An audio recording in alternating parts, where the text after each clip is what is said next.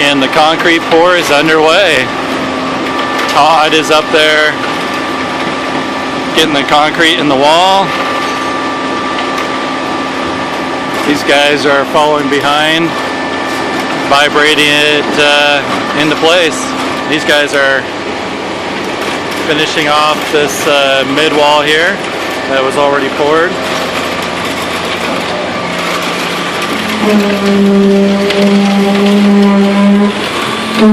The concrete already in there.